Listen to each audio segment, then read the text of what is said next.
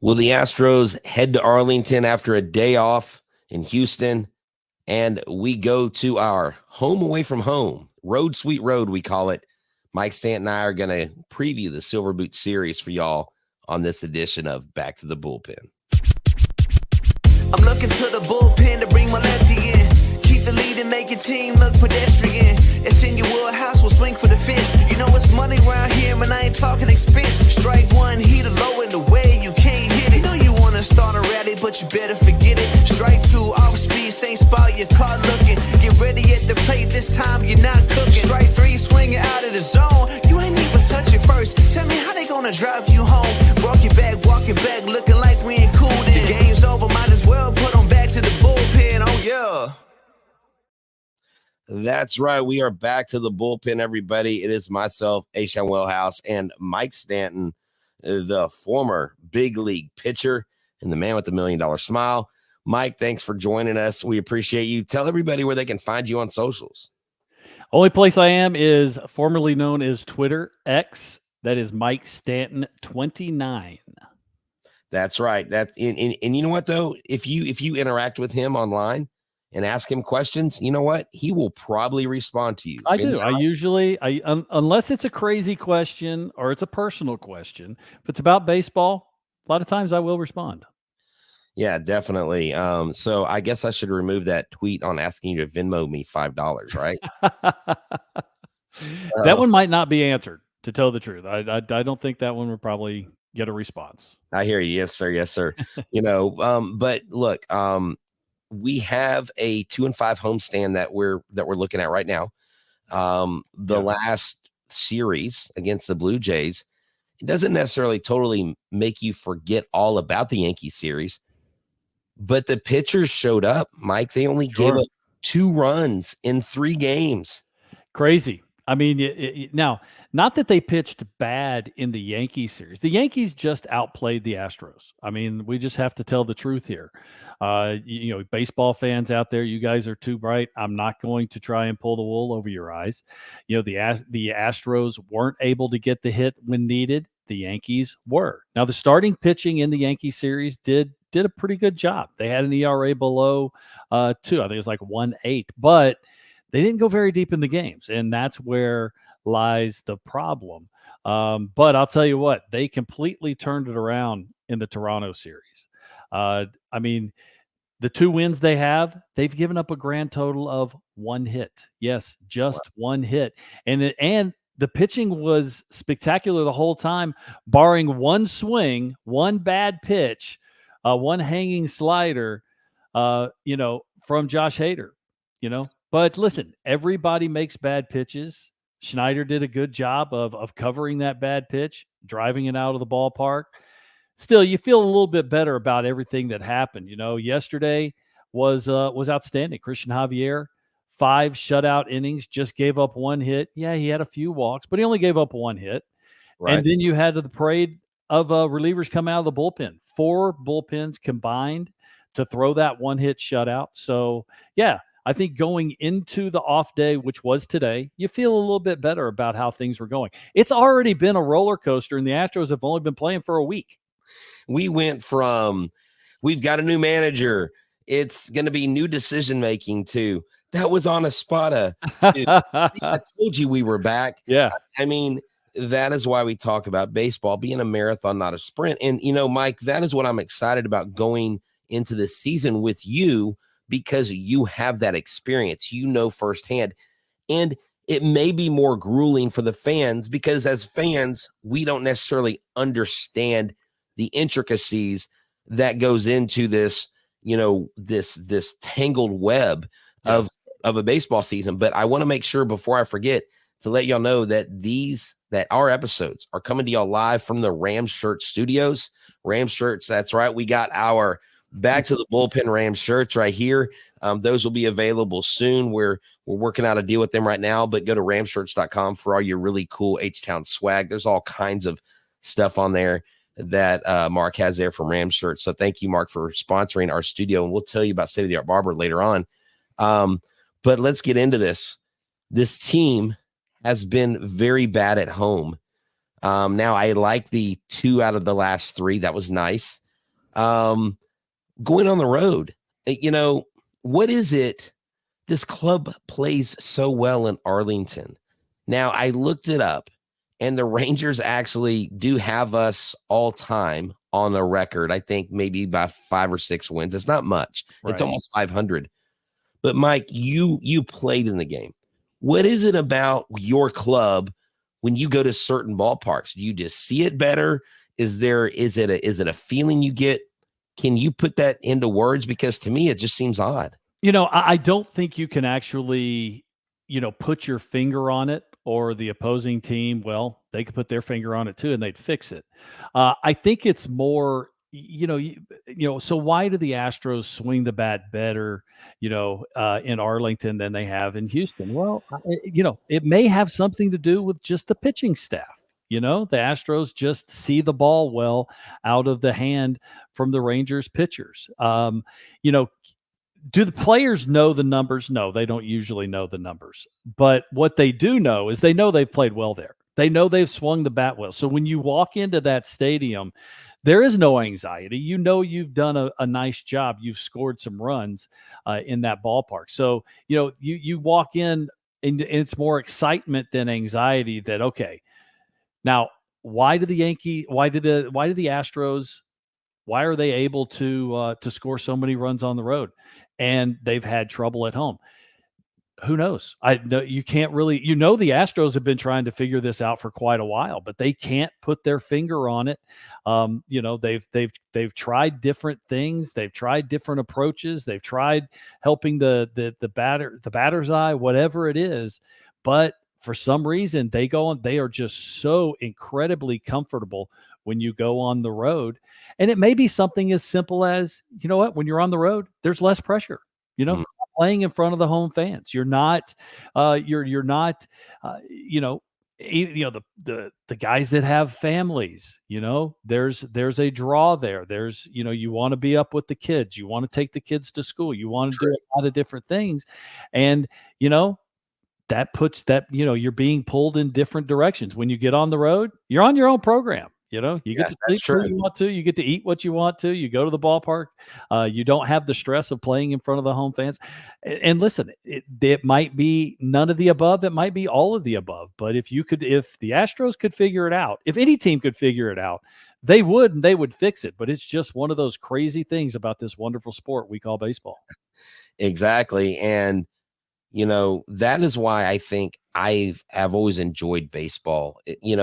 You can have a guy who's maybe your favorite player on another team, and he can be 0-10 coming into town, and you get to go see your favorite player finally come to your town. And he's playing against a team, and maybe you're not exactly maybe you're not for that home ball team, but you get to see him hit 2 home runs in front of you. Wait, he was just 0-10. I mean, I wonder what Ryan Howard fans went through. That guy, when he hit the ball a mile, but he had so many strikeouts. Right. Shoot, I remember the great Chris Carter with the Astros.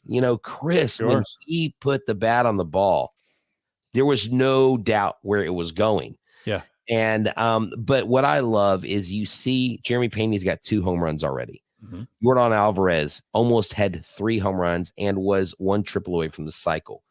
Yainer Diaz is hitting. He even hit in that Yankee series. Sure. And he's leading the American League in hitting, I think. He's leading at least number of hits. He was leading OPS last night. He was leading average.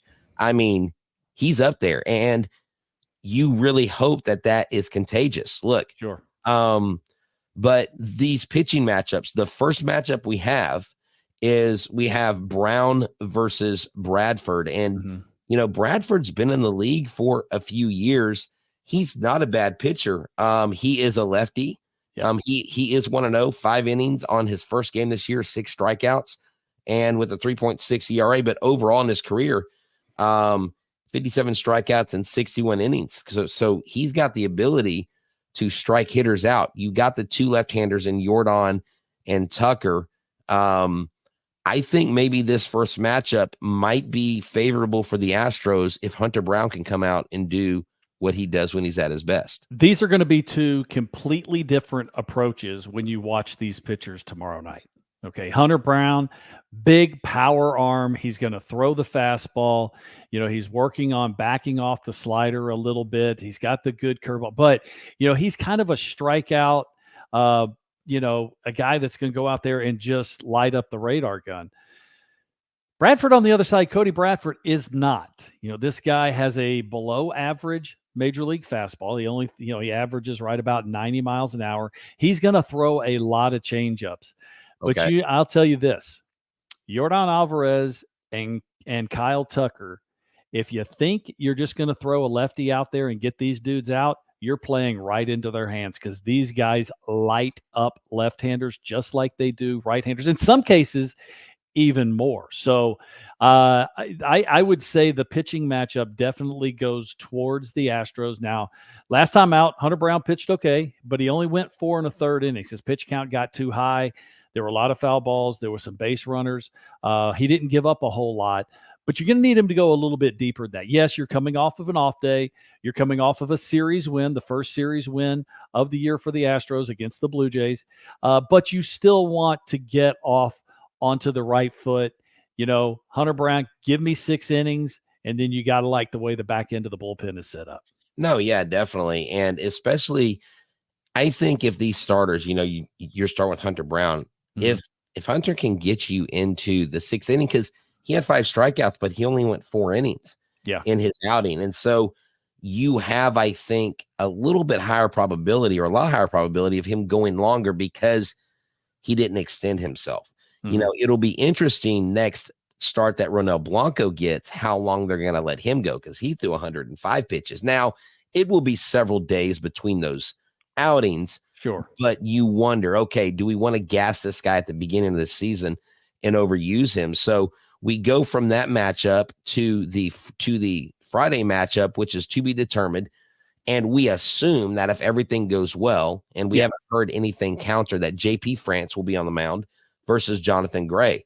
Look, officially, JP France right now is on the paternity list. Exactly. We heard about even his post game sound, his last start, and JP pitched pretty well. He said that she hasn't had the baby. It could be any day. I don't know if she's had the baby yet. Hopefully she has, and hopefully mom and baby. Has. Okay, so hopefully everybody's healthy. So they are a family of 4, and that's why I'm sorry. I guess that's why I was saying that they are a family of 4. Everything's going well. Okay. And so I believe. Yeah, I've been with the grandson all day, so I haven't heard any reports. There you go. Hey, that is a good reason not to know stuff. Especially, look, these guys. I know that you remember what it was like having a family, going on the road, and it's hard stuff. It's hard. It's not easy. Yes, and as much as you would like to say, these guys, they're at home. They're professionals. True. They're also human. And, when you're at home, there are a lot of different directions you're being pulled. Oh yeah. It can be tough getting on the road, especially, she just had the baby, but she also knows that, she's probably pushing him. Yeah, we're okay. Go. I'm sure she's got, either the in-laws or her parents with her, sister, somebody to help her out. Yeah. And this isn't their first child, so this isn't their first rodeo. I expect JP to be back, and it's also just a quick trip up the freeway. Exactly. Okay, a few hours, 3 hours, and who knows to get to Arlington. Who knows? Maybe you can see JP France at Buc-ee's, like I saw Jose Abreu. There you go. Last year after Game 5 of the ALCS. To this day, I'm still shocked about that. Before we move forward, I do want to let the folks know that if you're in the Friendswood area, you need to go state-of-the-art barbershop and go tell Ever Cruz that Back to the Bullpen sent you. Look, no matter if Ever's busy and you need to walk in, just check their calendar. They have an app you can use, and we will get that information up next show. But I promise you won't go wrong. You can get a beard trim. You can get the hot towel. Any kind, kids cuts, adult cuts, it doesn't matter. They've got the best people in town, the best barbers. It's literally a piece of art for them. It is artwork, and they take pride in it. So go to State of the Art Barbershop and see my guy Ever Cruz. So we're looking at this game. We're looking at this matchup. John Gray, the classic high ERA pitcher, real tall guy. I think at times there was a lot of hope and a lot of promise in maybe what he would bring to the big leagues, but it seems like I guess I don't know, Mike. I see now that you're here with me, I don't know if I'm evaluating these guys right or wrong. So let me just say this. John Gray is the guy that you look at him and you know what his potential is. And you're like, all right, if this dude can get in a groove, he can strike out 7 or 8 batters, but it just seems like he leaves the ball over the plate a lot. And he's susceptible to giving up a lot of runs. It seems like more. Well, time. listen, every pitcher makes mistakes. Right. You know, the whole idea, even when you see a perfect game, and I've been blessed enough to witness a few perfect games, actually 2, I think. And, you know, it's not that those guys are perfect. You know, it's not that they put, you hear post-game sound. Yeah, I had great command. Everything I threw was on a corner. That's not true. You throw the ball down the middle all the time. And it's just a matter whether the hitter can make you pay for making that mistake. John Gray, good arm, pretty good fastball. Astros have seen him before, so that bodes well for any veteran club. And they've had success against him. But it's pretty simple. The game is simple. If the pitchers execute their pitches, well, guess what? The hitters can have a tough day. What do? Hopefully you foul it off to get to the next pitch, but everybody's going to make a mistake. And just about every at bat, there is a ball in the middle part of the plate. It's just a matter, can the hitter wait for the pitch? Can the hitter put the swing on it when he does make that mistake? But, the Astros, they are just so comfortable on the road. They're so comfortable in Globe Life Field. So, I expect them to score some runs, and that's going to bode well for the pitching staff for the Astros.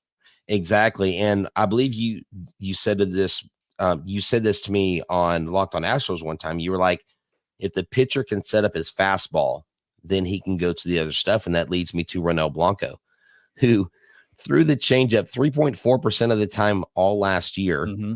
And threw it 33.4% or 34.3. I can't remember the exact numbers last time. And you and I talked about that because our premiere episode was after his no-hitter. So you got him going against Dane Dunning, and Dane Dunning has seen some success against the Astros. But it's about, look, you got Blanco and Valdez on the back end of this 4-game series. I think for the Astros, you have to like their chances just looking at who's on the pitching mound, because you got Dane Dunning on Sunday. And Andrew Heaney, he also has had some marginal success against the Astros. Yeah. So probably 2 better matchups for the Rangers. But I like that we counter them with Blanco and Valdez. Well, Blanco, and listen, this first time around the league, now everyone knows he throws the changeup. There's no secret now that Ronel Blanco is throwing the changeup. What the secret is what it looks like. And it was absolutely filthy in the no-hitter. It was the key to the no-hitter. He threw it, his location most of the time was impeccable, which means it was on the plate down below the zone. It looked like a fastball, then it was out of the zone. That's not a fastball. He threw a few in the zone. But what really makes him so tough right now is his confidence is sky high. Okay. And he has a 3-pitch mix now. Actually, it's a 4-pitch, but he barely throws the curveball. He only threw 4 the other night. But he pretty much divided his changeup, his slider, and his fastball about 33%. And when when a hitter is up there and he only has to look for 2 pitches, he's 50-50. He's got a chance to guess right. When you're looking for 3, you're kind of screwed. Especially when, because he's got a good slider. That was always the pitch that got him to the big leagues. That was always the pitch that he was, I used to call him, he was a 1.5 pitch pitcher because he threw so many sliders. The fastball was only like, a half pitch because he only threw it like 25% of the time. Everything else was slider. So now he's got the changeup to go with him. It's a different movement. It's a different look. That first time through, if he can command that changeup, he's going to have a lot of success. You'll have to see how hitters can react. But you saw that the Toronto Blue Jays, who's a pretty good offensive club, they're not swinging the bat well right now. They had no chance against that changeup. It was absolutely devastating. And, look, even I don't care who the pitcher is. If you get movement, let's go back to Rhett Kuba throwing against the Astros, or it's throwing in the exhibition game at Minute Maid Park. A lot less velocity, but the movement was crazy. And the Astros bats, it was almost like the ball would find the bat and go around it. And I just, I love that. Little wiffle ball action. Exactly. That's really what I thought about. So we got him, we have Valdez, but before we get too deep into that, and we don't want to extend this too long, but is this going to be another hit parade, Mike? I mean, it seems like, Abreu, can he return to the ALCS form that he was in 2023?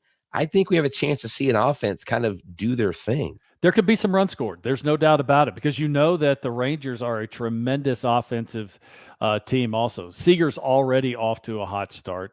Amazing. There was a lot of people felt like he should have won the MVP last year because he had just an incredible year. I agree 100% with that. But this is one of those things. I mean, I think the Astros are going to score some runs. Okay. The question is going to be what is the Astros pitching going to look like? And I think they're going to do okay. I do have the Astros winning this series. Do I think it's going to be a blowout? I don't, because the Rangers, even though their pitching staff isn't what it was during the playoffs last year, because you look back at the regular season, their pitching staff struggled. That was the question all year long. And that was the biggest reason why the Astros end up winning the division with the tie, was because their pitching staff struggled. Well, they got hot. They win the World Series. Okay, that's last year. This is 2024. I think the Astros win this series. I do too. I think they come into Arlington, win the series. I'm more anticipatory. I'm looking at with more anticipation for the series that they play here against the Rangers than I am the series in Arlington. I'm almost more nervous for the home series than the away series. But Mike, this has been this is our first Silver Boot series. Yeah. I think the Astros take series 1. I don't know series 2. I want to see how they handle Bobby Witt Jr. and company, because the Royals are going to sneak up on some people this year. They've got some good talent. Good young talent. Yeah. And Bobby Witt is legit. He is. I played with his dad, but that's right. His dad couldn't hold a candle to the sun. Sorry, Bobby Senior. Isn't that cool? And that was kind of the way with like King Griffey Jr. Yeah. Barry Bonds and Bobby Bonds. I mean, it's unbelievable. But Mike, this has been a great episode, and we want to thank y'all for tuning in. Right now we got 54 people watching us live, and we appreciate y'all stopping by. Our first live show ever. We'll be back next week, and we'll be able to talk about the Rangers series, talk about the Royals series, and talk a little bit about more with the Rangers coming back into town. But be looking for little updates, some like post-game comments from myself and Mike. Maybe we'll do some breakdowns of stuff here and there, but just you gotta subscribe. You gotta stay tuned. Remember, we're live from the Ramsford Studios. Thank you, State of the Art Barbershop. Thank y'all for stopping by. Thank you, Your Daddy and Derpster 2016. Y'all have a good one. For myself, for Mike, and everybody here at Back to the Bullpen, y'all have a good one, and go Stros, right, Mike? Adios. Absolutely. Go Stros. I'm looking to the bullpen to bring my lefty in. Keep the lead and make your team look pedestrian. It's in your wheelhouse, we'll swing for the fence. You know it's money around here, man, I ain't talking expense. Strike 1, hit a low in the way you can't hit it. You know you wanna start a rally, but you better forget it. Strike 2, off speed, same spot, your car looking. Get ready at the plate, this time you're not cooking. Strike 3, swinging out of the zone. You ain't even touch it first. Tell me how they gonna drive you